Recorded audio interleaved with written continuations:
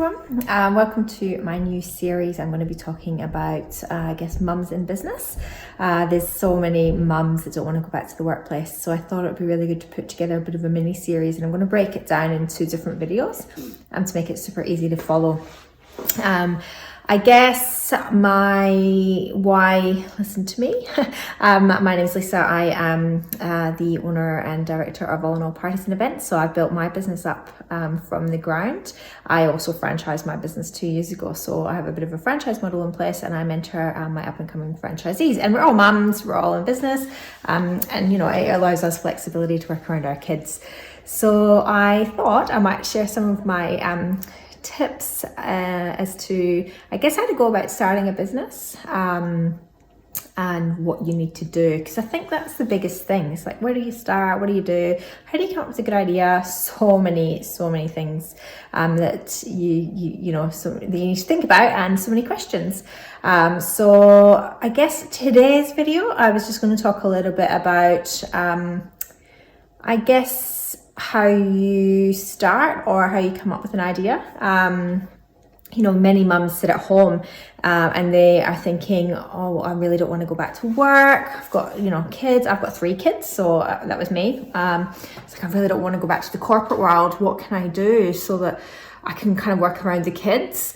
So I guess a little bit about how I started, and I think it's probably a good way for you to think about. I kind of thought about my background.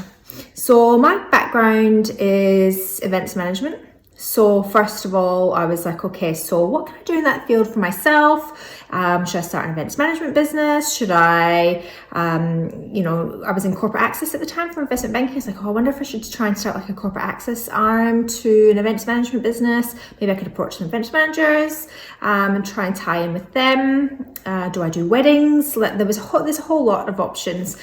Being events management background, that was where I started. I was like, okay, so what do I do? So if you're an accountant, working for one of the big 4 or whatever, you might want to think, okay, so what can I do by myself at home? What do I know? What do I know how to do? Obvious bookkeeping, or do you want to start your own accounting firm? It depends on how much you want to, what you want to do. You need to think realistically. So if you're going to be at home with the kids, realistically, what are you going to be able to achieve? And further down the track, I'll be sharing some hints and tips into this. But when you're first starting to brainstorm ideas on what you can do at home, think about your skill set at the moment. So that's number 1.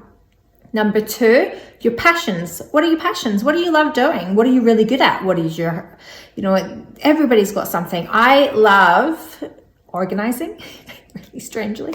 I love decorating. So I love kind of walking into someone's place and giving people ideas. I'm like, oh, what about we move this here? We move that there. I take great pleasure in it. We've been renovating our house at the moment. So I kind of walk around. I'm like, oh, I could do this. I could put this here. Oh, I need this. I think we can need to do that. Oh, let's open up this wall. Let's put that. I love stuff like that. So, I've definitely been thinking about it recently. I'm like, oh, maybe I should be a stylist. I do it too. I go off on tangents.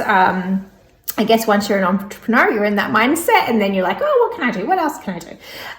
So I think, so definitely write down all your passions.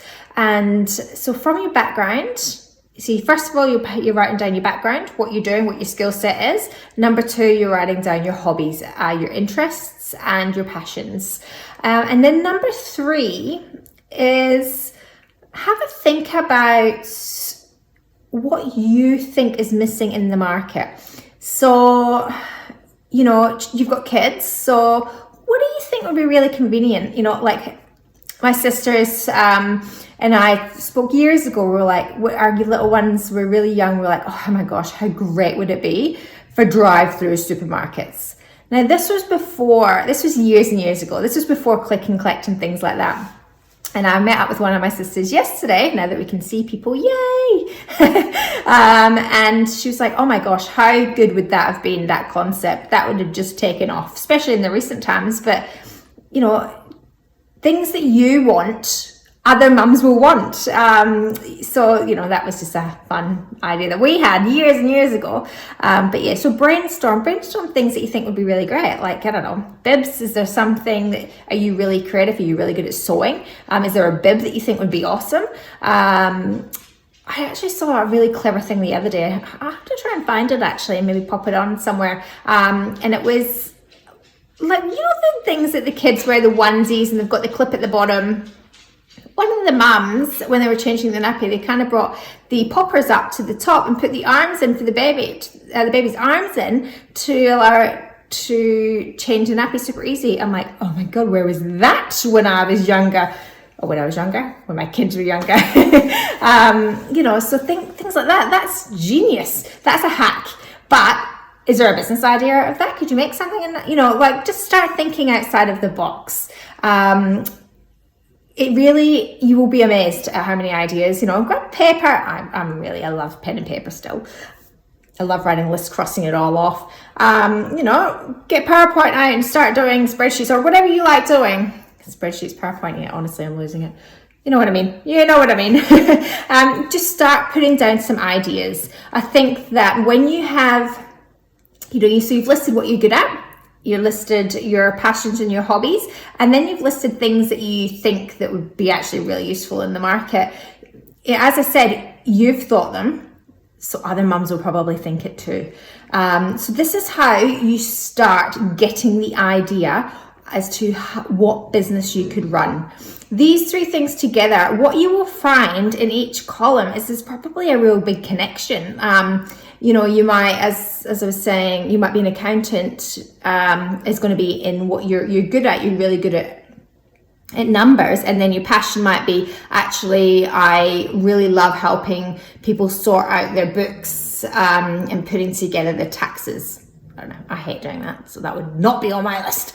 But you know, and then the third one would be like, so what would people need? What do I think would people need? And chances are you're going to connect to anyway. You're going to be like, well, because your brain's wired that way, right? So you're kind of like, well, I don't know, mums might need, I'm just trying to think off the top. Mums might need like a super easy bookkeeping tool so that they can put their receipts together. So at the end of tax year, they can kind of take it all in. My husband's absolutely useless at that. So I'm left to do his taxes. Like, I'm constantly looking for receipts and everything. So that'd be really awesome if our accountants listening here could come up with a really easy tool for me to keep track of expenses. I know there is things out there, but and apps and things, but is there something really easy that mums can have and just quickly do, you know? Now, you don't have to target mums. This is just very quick ideas.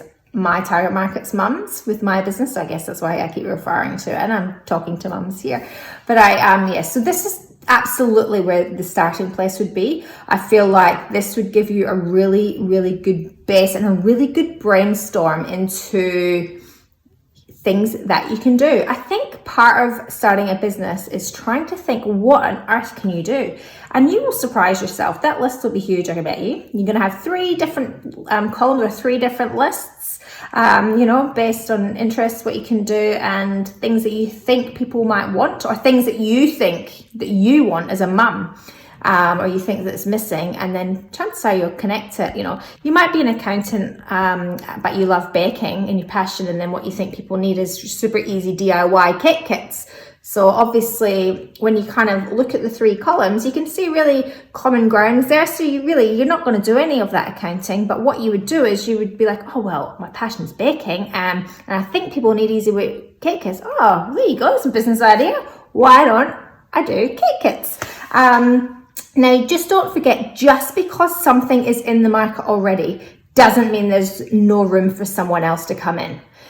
So don't let that put you off. If your lists are showing ideas that are already out there, that's fine. Don't worry about it. It's all about how your business is set up, how you built, how you market, and every single person puts their own unique slant on things. So you're not going to do it the same as, you know, Joe Blogs. So definitely have a think about that. Have a think about, you know, what you can do. And I really can't wait to see some ideas. Feel free to comment if you've got any questions or ideas. And I will be back with another video.